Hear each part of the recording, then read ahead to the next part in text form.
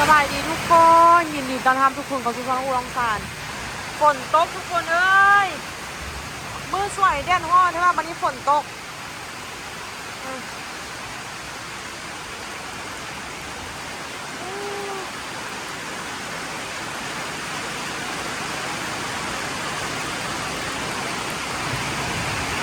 ฝนตกแห้งเลยมื้อแรกมีงานดองอยู่รองสารเลยแต่มื้อนี้ฝนตกอีกแล้วทุกคนก็ว่าอยู่มันคือฮ้อนผิดปกติแท้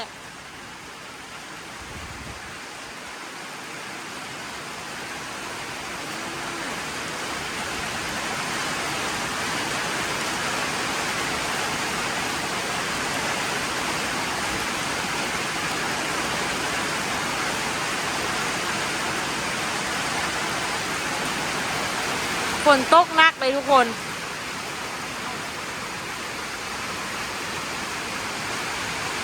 โต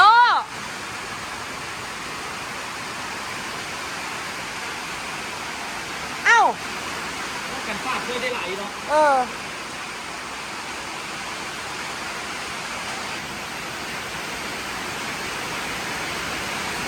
โตเฮ้ยเอ้า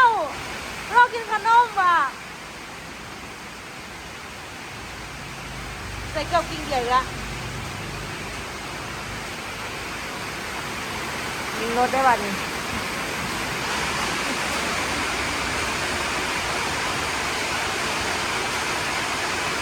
เ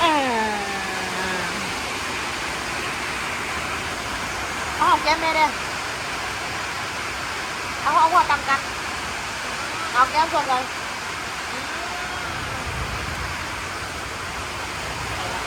นอนไว้นอนไว้นอนยึดเตียงกันไว้โอ้ทุกคนเลยฝนตกน้องอู้นัดกับทีแรกนัดกับสาวคูติ๊กว่าสินัดกับสาวคูติ๊กว่าสิไปนั้นสิไปเก็บผักบ่ได้ไปแล้วฝนตกแล้วนี่เดี๋ยวนอกก็ออกหลายทุกคนจังเลยเด้อข้างบนโต๊ะฝนตกโอ้เย็นเนาะเจ้าคิดว่าคันบุฝนมื้อนี้โคตรฮอเลยเนาะบุสวยจนสิตายเนาะแต่ว่างานเขาเดินมือแรงพอดีเย็นเลยเพราะว่างานเขานี่จะได้มันกระเซ้าใครว่าเขาอยู่ไหนมันเซ้าแล้วตอนนี้ยังมีน้ำตาตกในอยู่นี่แหละเนี่ยแห้งเลยน้ำตาตกนี่เลย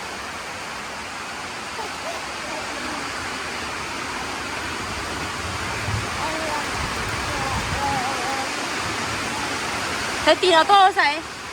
เอาตีนออโต้ให้แม่เบิ้งแน่ใส่ตีนออโต้เบิ้งดูตีนออโต้เป็นอะไรเบิ้งดูอ๋อตีนออโต้วันนี้นะตีนออโต้นี่นะอ๋อตีนขี้ลายแหละใส่เกือบมันได้ปะให้กันดิไปรีบไปเกลียวโอ้เย็นดีจังนอกโคตรเย็นเลยมีแหงขนาดทุกคนเอาฝนตกมาฝากทุกคนให้ทุกคนเบิ้งอ๋ออยู่ใส่เอาตัวออกมาเบิ้งฝนตกกับพ่อจะได้เอาตัวสูงซ้ำใดพ่อละแทกไปฝนตัวแทกแต่ละปีไปบอกว่าปีไหนสูงซ้ำพ่อแม่เซ่ครับเบิ้งไปแทกดู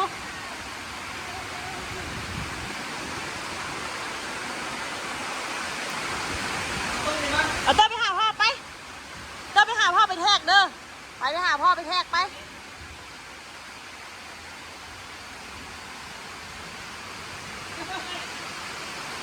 ทำเล่นมาหาเลย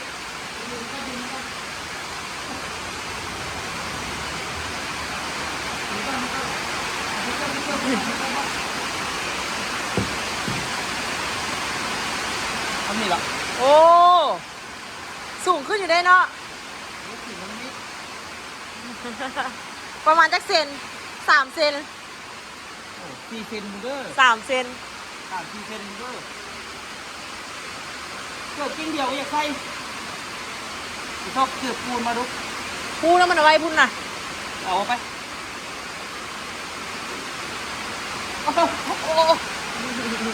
สั่งมันดิพ่อกับลูก ใครจะต้วยฮักลูกช่วยดูแลทุกอย่างเมื่อกี้มันก็อาบน้ำให้ลูกเอาเกือบไปใส่ระบายอยู่นี่เกือบอยู่นี่โอ้หัวมัน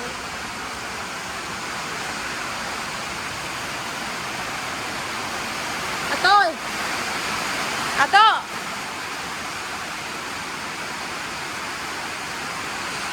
วันนี้เบิ้งลูกเด้อขันจะนอนเด้อ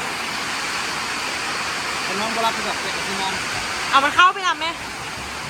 เอาโต้เข้าไปนำไหม เอาเข้าไปเรื่องกี่ได้นอนบ่ล่ะ มันนอนจนเมื่อยแล้วเนาะ ว่าอีกนะได้นอนบ่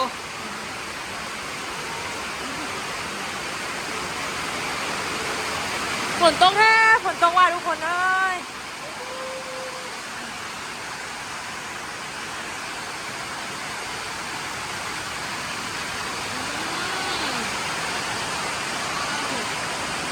กันฟาดเคยได้เคยว่าเรากันฟาดเลยเนาะ เนาะ ปกติฝนตกอันนี้นี่เปิดบ่ได้เลย บ่ธรรมดานะมันย้อนพี่ละตัวเต็มมาแล้วนี่นะ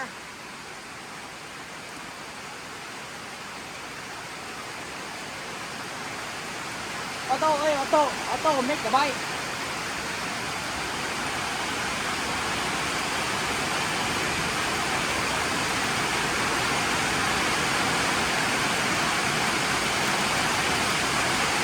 เอาตัวหอมแก้มพ่อคืนไว้หอมแก้มพ่อคืนเอาหัวตำกับพ่อเด้เอาหัวตำกันดู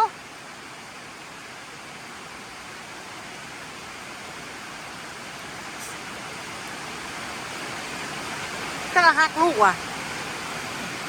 เนี่ย โตอีพ่อฮักออโต้อยู่บ่ โต้ฮักพออยู่อ่ะ ฮักกอดพ่อทุกกอดอะไรที่อะไรกอดให้เดี๋ยวนี้กอดกันกอดดูกอดพ่อดูโอ้มันรู้กอดอีพ่อแล้วมันรู้กอดอีพ่อแล้ว โต้กอดพ่อเป็น เอาตัวกอดพ่ออีกวันหนึ่งดูกอดพ่อดู มากอดกันมากอดกัน โอ้ หูจักกอดอีกได้เดี๋ยวนี้หูเรื่องหลายแล้วตัวเนาะ โอ้ยอย่างคือว่าเข้าหูมันละ ห้องเพลงเต้าก็ฟังเนี่ยห้องเพลงใกล้เด้ห้องอันกอใกล้เด้ กอไก่ลุง A B C D เด้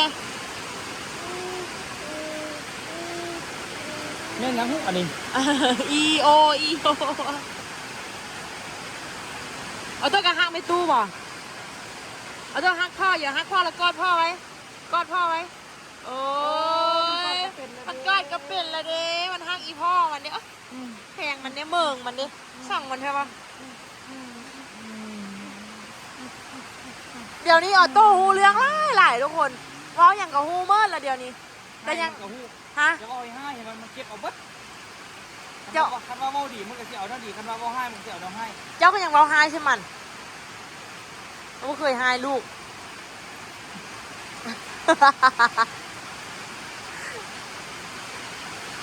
เอาตัวพ่ออยู่ใส่พ่อต้อยอยู่ใส่พ่อต้อยโอ้แม่อู้เด้โอ้มันดูเก่งแท้ว่าสมซื่อตู้จันเด้ตู้จันไปเสือตู้จันนะอ๋อ จัดเป็นเรื่องพูด ตู้จันไปลินแล้วซอกตู้จันบ่เห็นละ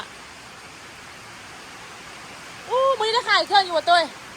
ธรรมดา ธรรมดาเนาะมื้อนี้บ่มีรถเที่ยวทางเลย เงียบกริบ น้ำมันขาดแท้แล้วบัดนี้ น้ำมันคาดของแท้แล้วนี่นะนี่นะทุกคนอันนี้กำมดเนี่ยน้องอู้ยังบ่มีเงินไปซื้อบ่มีเงินไปซื้อบ่มีน้ำมันไปซื้อนี่นะเฮ็ดอะไรฮู้นี่มื้ออื่นนี่ออกไปซื้อหลายๆบัดเดียวแหละเพราะว่าบ่อยากออกไปหลายเทื่อตัวเนาะเมซุกกะคิดฮอดออโต้ก็อดเอาเด้อบ่มีน้ำมันเมื่อเด้อยาซุกกระปูคิดฮอดออโต้ก็อดเอาเด้อออโต้บ่มีน้ำมันเมื่อเด้ออุ้ย เลี้ยงเอาโต้อยู่ในตู้เด้อ แล้วเอาโต้นำไปตู้เด้อ ดองเด้อ วันที่20นี้ได้ปีกับ6เดือนนี่นะคนปีกับ6เดือนนี่เดือน9นี่ก็ได้2ปี โอ้เย็นเลยเด้ มีแหงบ่ นี่สมัยค่อยยังน้อยค่อยก็เป็นอันนั้นแหละฝนตกกับบริยูเหือนได้ รูปเนาะ อักสุด อันย่างนำทางนะบ่ย่างหุ่นค่อยต้องย่างนำน้ำหุ่นจะย่างบ่ สบายแล้วเกิดเฮียกับพี่คนเก็บไปเนาะหัวหน้าโป้เลย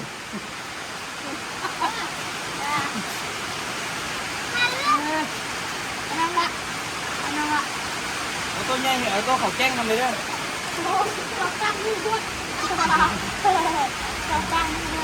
อยากไปรีดน้ำเข้าเห็นมาตุ้ย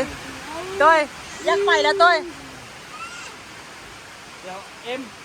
เอาตัวใหญ่เหรอเอาตัวเขาแจ้งกันเลยเด้อ ให้เอาโต้รีดน้ำดิเด้อแต่น้อยเด็กเกือบไอเอ็มเหี่ยวโต้กับสวยเก็บให้ อันนี้นี่ที่นี่ในเมตตาอะไรมาวินหนึ่งมาวินสอง มาวินสองมาวินหนึ่งโบอยู่แล้วมาวินหนึ่งไปอยู่บ้านพ่อแล้วพวกเงินแล้วใครได้ยืนห่างกันเนาะ แต่ก็มีแบบ ปีใหม่ ทำเพลงฮันลูกมีนา ลูกไอเลี้ยงลูกมีนาสิน้อยก็มู่ ไปเลี้ยงมันมา วันลูกป๊อปปี้อะนะเอวา ลูกกะปี้ ลูกมีนาสิน้อยก็มู่นะ แล้วก็ลูกกันนะนี่เกาะน้องไอ้นี่จันนะเล่ฮันดินน้ำกันแล้วลักๆนี่ก็คือไปลินมาวินนี่แหละ ออโต้ลักๆไปมาวิน นี่แหละ ปีใหม่ก็โดนๆสิมา5 มู่ปีใหม่กัน เที่ยงกับอันปีใหม่ยังปีใหม่ได้เป็นหัวหน้าออโต้อยู่ เป็นอย่างว่าอาจารย์ เอาทันกันดีไงกลัวกันได้เป็นหัวหน้า ปีใหม่เกิดน้ำหลังออโต้ประมาณ6 เดือนนี่แหละ6 เดือน7 เดือนตอนนั้น เอากอดกันเนาะ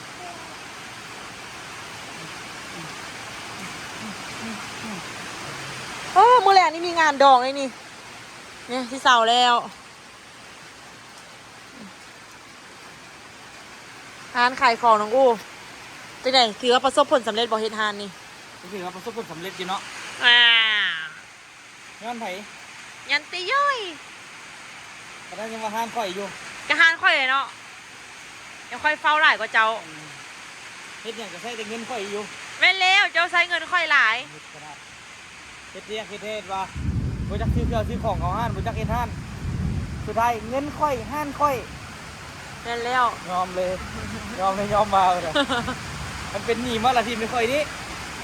ของเมียก็คือของเมียของผัวก็คือของเมียจบ ไม่อย่างเอาลองเลยของเมียก็คือของเมียของผัวก็คือของเมียจบอ้าวมาจากเว้าคือแม่เว้าอะไรเดี๋ยวน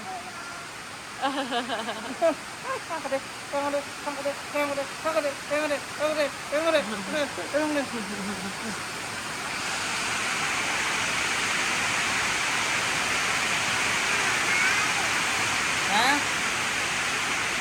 มาเด้อมาหอมเงินมาโตเด้อเอาโตซื้อเงินกันเด้อ อ่ะลาทุกคนไปก่อนทุกคนเอาบรรยากาศคลิปนี้มาฝากทุกคนก่อนว่าจะไปเก็บผักน้ำเสากูติ๊กแค่สิได้ไปบ่ได้ไปฝนตกตอนนี้ ใช่คิดอย่างไร ถ่ายคลิปนี้แหละเอาบรรยากาศมาฝากทุกคนเงียบกี้ผลทางทุกคนเลยมีแต่คนย่างจะให้จื้อบ่เล็กน้อยนั้นปกติมันสียางมันขี้จักเอาแท้ว่าผมมีน้ำมันมันไม่เข้ายางไปลินเว้ยลูกค้า VIP ฮาเท่าอ่ะนะ ให้ไปตู้หน่อยดินี่นะ ลาทุกคนไปก่อนเด้อบ๊ายบาย ก็เดี๋ยวในตู้ละ บ๊ายบายมาบ๊ายบายเอาตัวบ๊ายบายก่อน เอาโต้บายกันไปจุบลากันจุบลาก่อนเห็นแล้วพอเห็นแล้ว เห็นในตู้ละบ๊ายบายก่อน จุ ไหม บลากันจุบลาก่อนจุบลาแม่กันไหม โอ้วางหูซ้ายฮะลุงหูขวาโอ้ จุบลาก่อนเนี่ยเจ็บเลย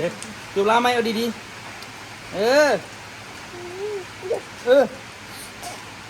ใช่ ฟ้าหลังฝนย่อมสดใสเสมอจัดเครื่องก่อนหมดแล้วทุกคนเอ้ย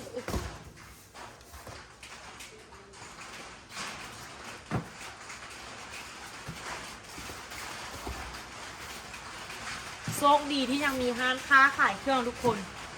ได้ข่าวว่าเขาจะจะตัดอินเทอร์เน็ตอยู่ใต้พื้นทะเลอยู่พื้นทะเลมันเป็นในสั้นแค่นี้อินเทอร์เน็ตจะเอามาพาดทั่วโลกป้าคันสั้นไรผู้ใดก็เบิ้งคลิปโบได้เฮ็ดคลิปลงกับโบได้ผู้ใดอินเทอร์เน็ตโบได้กะขาดรายได้เป็นหลายทุกคน แต่ว่าโชคดีโบท่านตายเลยโอ้ยขาดรายได้เป็นหลายใช้คำว่าตายเลยเพราะว่าโบมีอย่างเลยเนาะว่าโชคดียังมีห้างขายเครื่องอยู่ทุกคน